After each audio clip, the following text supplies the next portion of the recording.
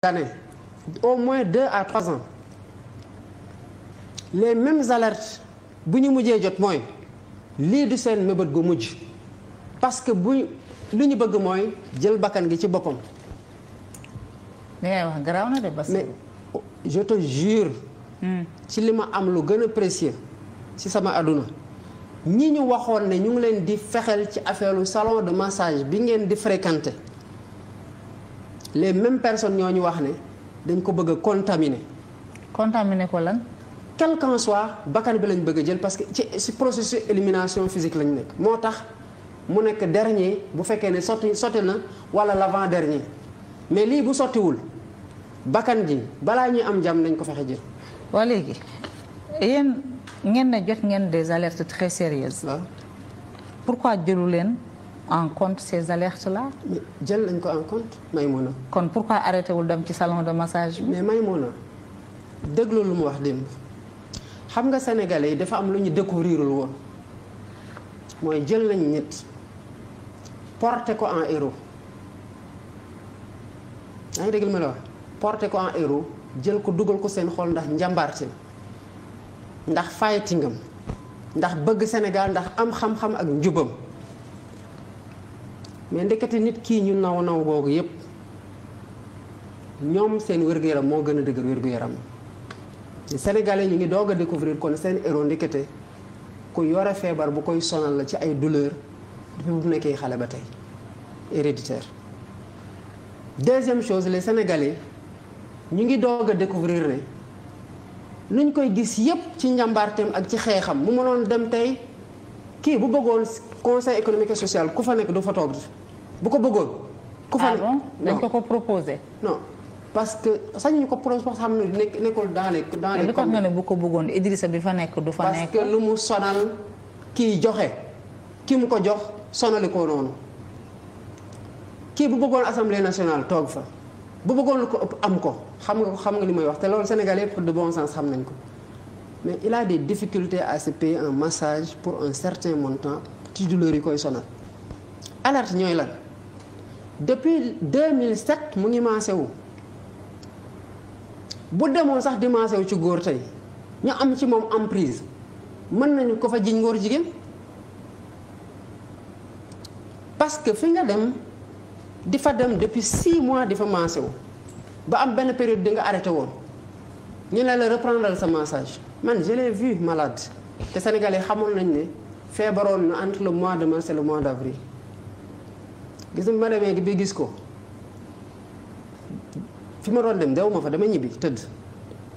parce que j'étais très inquiet par rapport à la suite qui pouvait être très fatale y compris nu mu ko waxee dem bu defoon intervention chirurgicale buñ ko sant.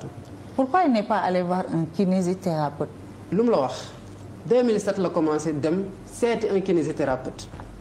qui lui faisait payer 60 000 francs la séance ak ci rapprochement bu mu ko doon bëgg a def parce que c'est quelqu'un qui travaillait dans une position assise ñun dañuy xëy may mën a dem bureau toog 8 heures ba 13 heures doo jóg ndax ay dossier daanaka añ ngay def booy añ da ngay toog. jàpp julli toogaat ci chaise bi ba 17h 18h yenn saa yi moom chef de brigade la woon mu dem di seeti kinési ba kinési ne ko lii dafay metti pour yow parce que samay chance dañoo cher li ngay jéem a xool lu tane ngay def natation daje naa ak moom Olympique Club parce que man pour les même des raisons assez similaires man loolu moo taxul may def nekk mais c'est pas héréditaire beneen affaire la woon mais dañ na ci man c'est pas une maladie. mais justement. non j'arrive. xam lan moo tax bu mu commencé def loolu kii bu génnoon fii nii du egg fu muy dem loolu la ko yàlla natoo tey mënatul dem dans une piscine ouverte au public te def fay amul kër goo xamante ne am na piscine mu mën na nekk di fa fay amu ko mënatul continuer ci séance kinésithérapeute bi ko waxoon ne dafa cher mu bàyyi woon massage yi ba affaire bi empiré wu mu demaat. professeur bu koy suivre orthopédique bi ne ko tu n'as pas été discipliné lu tax nekkuloo def say massage mu expliqué ko mu ne ko faut que tu les reprennes parce que sinon day metti docteur Cissé bu mu doon wax c'est le président de la commission santé et protection sociale du mouvement des cadres que je dirige moo ko jël yóbbu ko ci baal ma ci publicité bi ci kii Rose Wardini bi mooy bu muy wax ci gannaaw Imod Sène. institut Rose Wardini bi. exactement moom bu mu fa jógee après élection parce que dafa sonoon ñuy insister muy bañ a dem ñu insister ba docteur si jël ko yóbbu ko foofu parce que xamoon nañu après élection dans quel état il était ku feebar yooyu ak campagne électorale bu mu def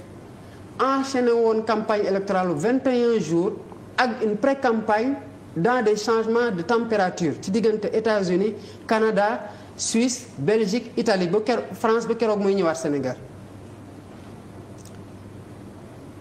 bu mu ko defee ndeysaan ñu la si njëkk a xalaat dafa ne fi ma demoon tey am xaalis daal baax na mu ne d'ailleurs Diomaye yéen yaag Birame Souleye ak ni ngeen sonné ci campagne war ngeen fa dem ñu koy ñu ay jeunes lañu mu ne non de question de jeunes mais on se rend compte à quel point on éprouve nos corps te on doit faire attention parce que ay suñu âge tamit delluwul gannaaw ne ko continuer rek yaay président parti te gis nga lii ñu bëri on vient de les découvrir parce que ci ngoram ak dignitéem du wax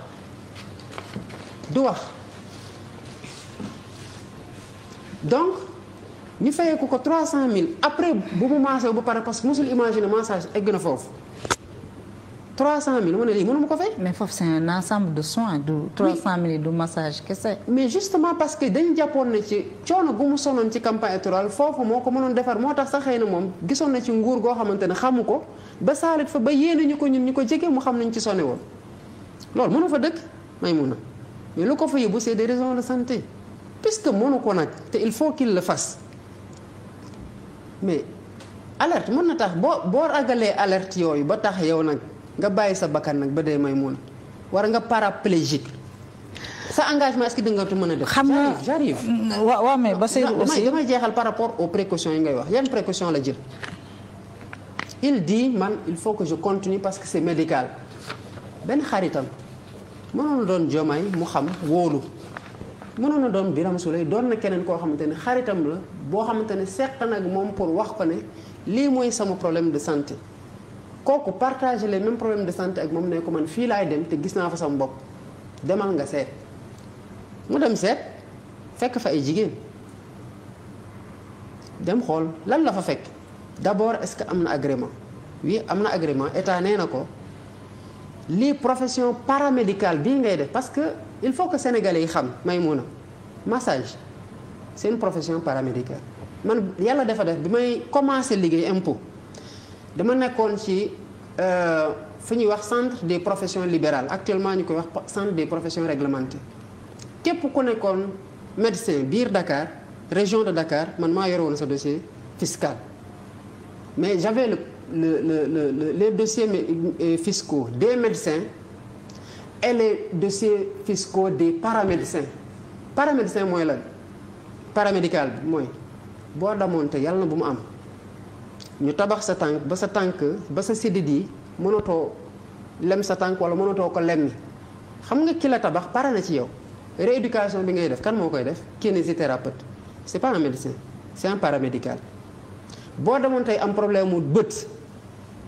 nga dem ci ophtalmologue qui est le médecin mu xool la prescrire la suivant degré bi moom du la jaay ay lunettes parce que c'est pas son rôle xam nga kan moo la koy jaay un opticien wala un lunetier.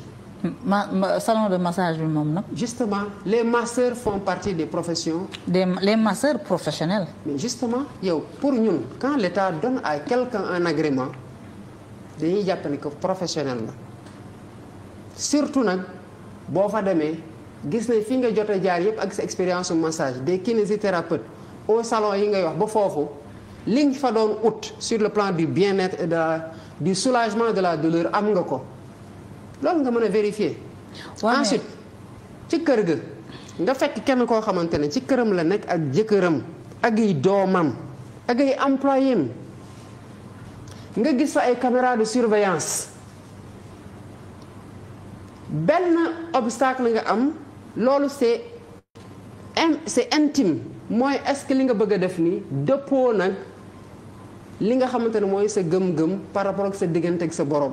ndax jigéen ñu la nar a te di la maasal sa gannaaw gi nga woo ku la doy ci xam-xamu charia nga ne ko man ci situation bii laa nekk dama war di maase wu fi ma doon dem ay góor di ma maase wala lu muy jar awma xaalis bu ko mën kii député la salaire am xam nañ ko ñu ñëpp 1,3 million la le tiers jox na ko ay jirim yu nekk Kaolack beneen bi mu ngi koy dimbalee ay. mais borom charia bi lu mu wax. benn bi mu ngi koy dimbalee ay femmes transformatrices kon lu mu dese ci salaire am mënul yenn yi borom charia bi ne ko ku mu wóolu ne ko segem affaire faju moo la fay yóbbu demal nga faju ji loolu dëppoog nag sa diine parce que dafay mel ni rek nga demoon hôpital tey ñu évacuer la ñu war la defal intervention yoo xamante ne mën na dem sax ba sa awra jigéen war ko def doo fa nekk di ne bu ma opéré jigéen nga non gis nga yàlla teggul kenn lu mu mënul. waaw mais moo tax yu bari daf ñu ko oyof. waaw mais Bassirou. nit bu demee am ñoo xamante ne dañuy dem ci salon de massage yi may mun duñu sax woo oustaz pour xool loolu am wala amul. waaw mais Bassirou. waaw donc li ma la wax ni pour terminer sur ce point là en termes de précaution. yi ngeen jël yëpp résultat final elles n'auront servi à rien. merci beaucoup Maïmouna. c'est-à-dire parce que justement face à la mauvaise foi face à la décision ou à la volonté de mater, de massacrer, de liquider des adversaires politiques, je reprends son expression, de réduire au silence de mort certains adversaires politiques dara mënul woon doy. léegi mënoon nga dem fenn foo xamante ne sax du ñu la jiñ li xam nga lu ñu lay def dañu lay maasee produit boo xamante ne boo fa jógee da ngay dee. mais loolu yëpp mënoon na am mais moo tax si sama question bi. waaw. tey jii tey li ñuy yéen ñu ci bari ci yéen da ngeen di liggéey ci administration xam ngeen administration mais da ngeen desee xam état te da ngeen. loolu foo ko teg da ngeen desee xam xaaral ma ñëw. non mais da ngeen def affirmation. waaw xaaral waaw mais da nga may il faut me laisser terminer toi aussi da ngeen desee xam diisaayu état benn dafa am aussi quelque part de l'immaturité politique parce que mënuloo nekk nga ñëw nga nekk xam nga tey Ousmane Sonko. am na ay hommes politiques yoo xam ne bu ñu leen tuddoon ci salon massage bu ñu leen tuddoon ci yenn affaires yi ça ne choquera personne te ba tey bu ñu yemee ci droit wu individu Ousmane Sonko est majeur et vacciné cette fille dont on parle elle est majeure et vaccinée lu ñu def c'est leur vie privée on doit respecter la vie privée des gens mais xam nga problème bi mooy Ousmane Sonko n'est pas un être banal. démb Assane Sam mu ngi koy wax dafa moom banaalul mais dafa bëgg a banaliser boppam ba tomber dans l'imprudence mënul nekkul un être banal moo tax Ousmane Sonko ak li mu représenté yëpp xelam waroon na ñaaw te ak li mu doon ci politique ak li mu jotoon daj ci politique est-ce que xelam warul woon ñaaw mu jàpp ne man fii may dugg Ousmane Sonko accusé nañ ko fi ne salafiste la parce que barbe beeg julli beeg mbir yooyu mu yëkkati tuuma yooyu mais li leer ba leer mooy ku fonk diine la donc dans l'esprit de certains ku fonk diine nan lay dindee ndiggam ay ñeenti xal 4 mains di ko laal wax nga waxu borom charia bi mais loolu est-ce que du imprudence c'est-à-dire salon de massage boobu tey moo leen indi lépp taxawal c'est-à-dire da ngay déconnecter ñaari mbir mënuloo wax kii am na diine lu tax 4 mains di ko massé parce que yow xamuloo dara charia lu war a mën a tax nga mën a joxe non ne fais pas d'affirmation yow tamit da nga xamuloo sama njàng fu mu toll li ma bëgg a andi nii dafa jeexul dama ne xamuloo charia lu tax nga mën a émettre une doctrine bu fekkee ne nag yow sa njàng sori na lu war a mën a tax nga contester li nga xamante ne Ousmane Sonko muy wàccee xam-xamam doyu ko mu woo kenn koo xamante ne moo ko sutlee foofu kooku wax ko lu ko doy mu mën ci sukkandiku loolu doo ko dindi da nga ko koy nangul. waaw mais nekkuñu ci charia ci politique lañ nekk non kon évacuer loolu parce que mënuloo jël affaire yi di ko jaxase. andi non on est sur le terrain politique. may mun a xam nga lan laa bëgg nga déconnecter les deux questions soit nga poser la question de la charia ba pare ñu régler ko nga doog a andi sa question immaturité politique mais doo greffer ñaari questions yi. alors je vais te donner un. non je réponds à tes deux questions. bàyyil ma déconnecter ko jamais parce que dañ ko non jarul ba mu je les ai bien donc réponds directement. non yow non da nga may bàyyi ma répondre ci deux segments questions yi noonu lay demee je reviens sur cette question de la charia moom lu mu jàng man de moo ma raw fuuf fuuf te su ma juumul te mën nga ko fi wax tamit man gëm naa ne moo la raw kon bu fekkee ne moom lu mu ci xam doyu ko ba mu dem woote ji ku mu jàpp ne borom xam-xam la mu doy ko xam-xamam doy ko kooku bu ko waxee dara mu sukkandiku ci dañ ko koy nangul ñu évacuer affaire u diine ji parce que man Diomaye mi ngay waxal ni su may dem maase wu ci salon man su ma fa jógee naka laay fudu laay seet du ma xool du ma nekk di woo oustaz loolu laa war a def de mais kii nu mu mel par rapport ak diine ak ndëgër laayam ci kii man melu ma noonu te loolu c'est le justement loolu du man moom la donc dañ côté diine dañ koy nangul ne jël na précaution yi mu waroon jël parce que loolu moo ko doy ñu bari si ñun bu ñu demee salon ma dañuy maasew ba mu neex leen ñu fudd dem seen yoon na évacuer nañu loolu mu des na ngay wax immaturité politique bul évacuer la raison de santé c'est une prescription médicale balaa ngay naam ne fa Maymuna balaa ngay nekk président de la République day fekk ngay dund balaa ngay tal rek le problème sénégalais yi day fekk yow nga mën a dox sa soxla boo nekkee ci chaise doo def campagne électorale boo nekkee ci chaise roulante doo dem seeti kenn nañ waxante dëgg bu toogoon bañ a demati fenn parce que fépp fu mu mënoon a dem biir Sénégal y compris même chez un professionnel mën na mais un kinésithérapeute bu doon góor wala mu jigéen mënoon na ne def ma dégg ñaari fetal ne mën nañ sëy ñu ne ko kon ndekete waa ji lu ma wax ni yëpp non seulement day violer ay góor mais góor jigéen la c'est-à-dire ku la bëgg a teg tuuma yu mel noonu parce que non déglu ma ki nga xamante ne da ngeen def seen liggéey bi ngeen yàgg def ba pare mu jële xaalis bi yow sa bopp fay la ko yow mi commencé mu jël xaalis bi jox la ko teg ko sa loxo génn dem yoonam nga dem si gannaaw porte plainte loolu mënoon na xew fu ne léegi nag li nga may wax mooy ñaar est-ce que mënul woon di am kenn koo xam da koy indi këram mais est-ce que mais boo maase woo sa kër ci ñun lu ñu xamoon ci ñu koy def c'est plus cher. mbaa mu ànd ak garde du corps am. mais yow foog yow déglu justement. mbaa mu ànd ak ku ko jege. est-ce que xam nga ne dem na àndul ak garde du corps xam lan moo tax àndul garde du corps parce que mënatul woon supporter lu muy fay garde du corps yi may mën a c'est-à-dire dayo bi nga gis nii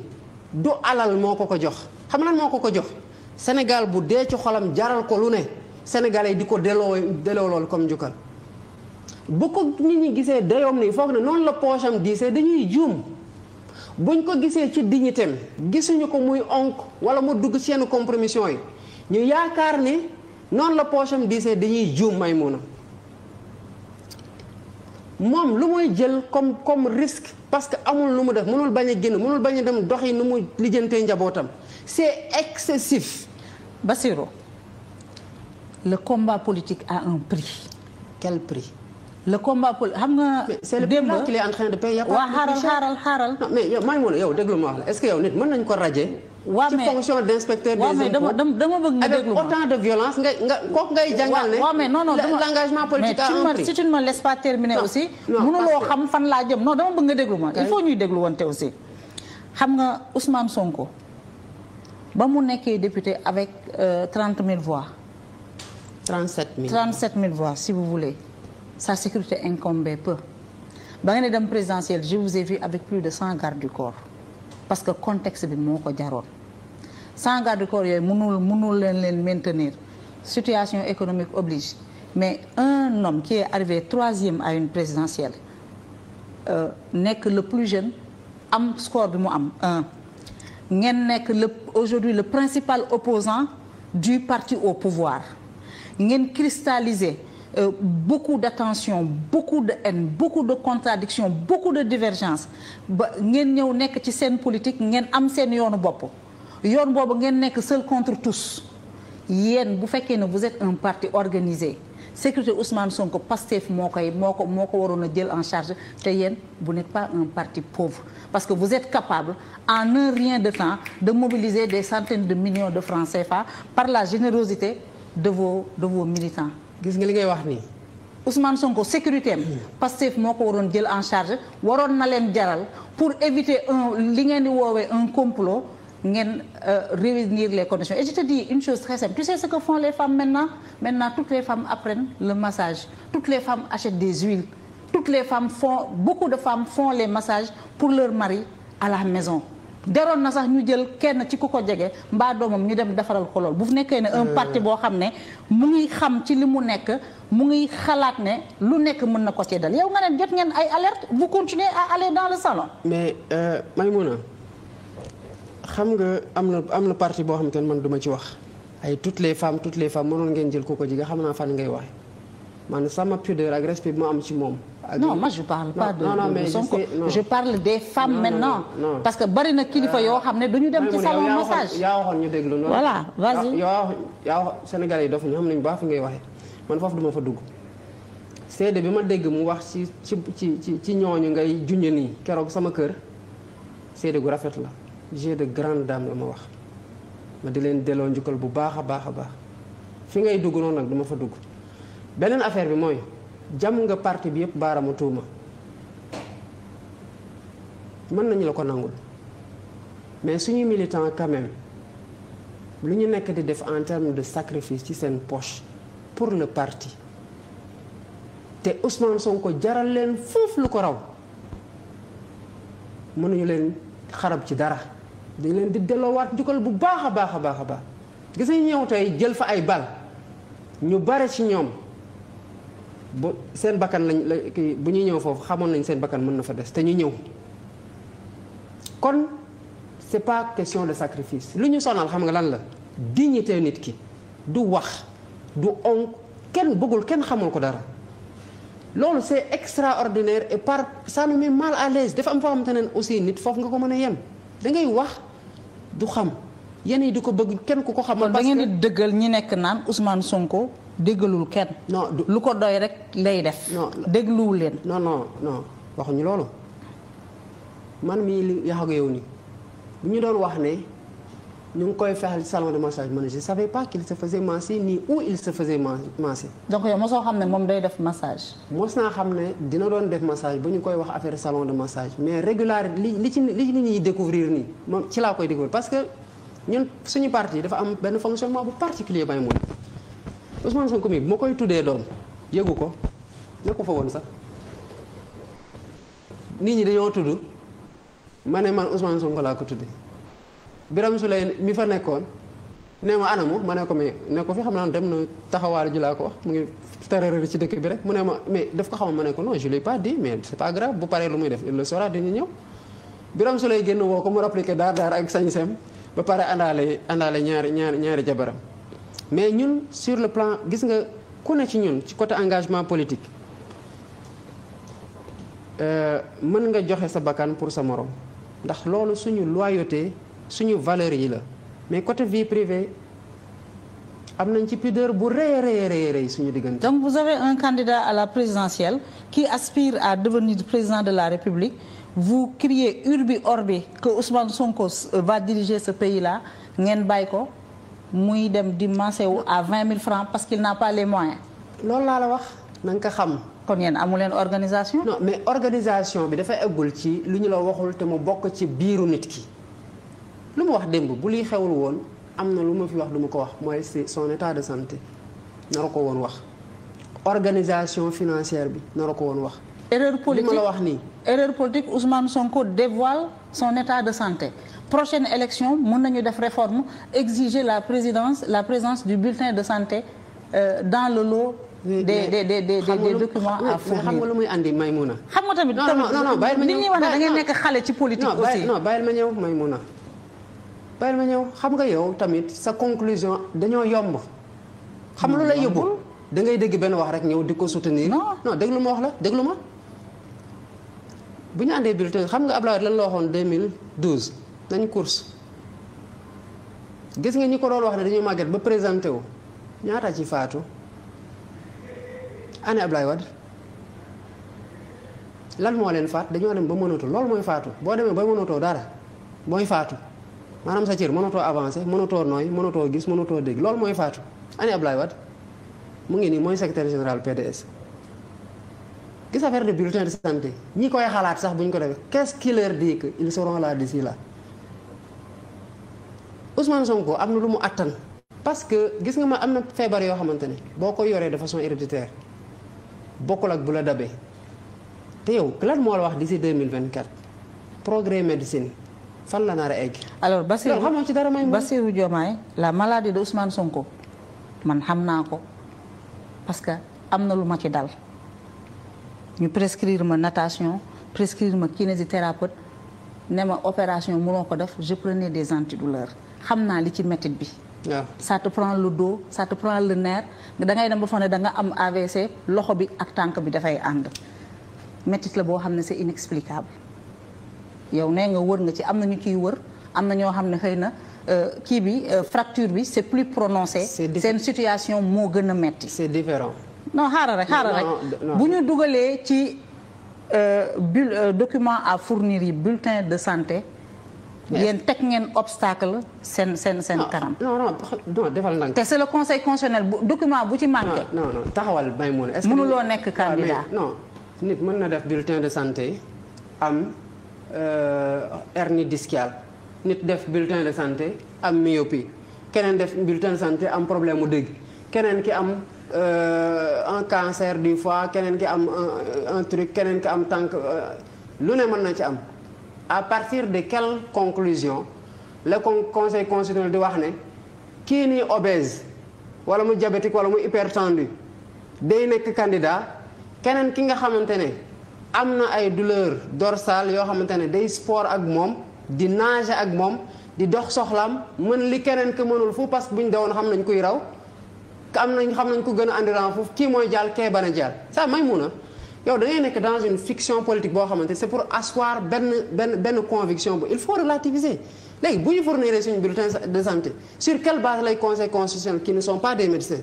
nar a annuler éliminer kii éliminer kele. sur quelle base la ñu nangu yenn parrainage yi dàq yenn parrainage yi. mais loolu ngay xaar nag ba mu jot. voilà nga doog a xam kan la ñuy éliminer mais on n'en est pas là. boobu loolu ngay xaar doog a xam. kan la ñuy éliminer ak kan la éliminer. on n'en est pas là alors. merci bi nga xam ne on n'en est pas là tu n'aurais pas dû perdre autant de temps ci loolu aussi. alors d'accord baax na ngeen ne complot la Ousmane Sonko moo doxal boppam dem ci salon ba moo fréquenté salon ba lu bu dee am na lu ko fa dal fa la ko dalee fan ngeen basé wu pour dire que c'est un complot. man xam nga nee naa depuis. quelques années ou des mois parce que xamoon nañu ngi maase des amis y compris de l'intérieur. de l'intérieur c'est-à-dire du parti du système. kii Maïmouna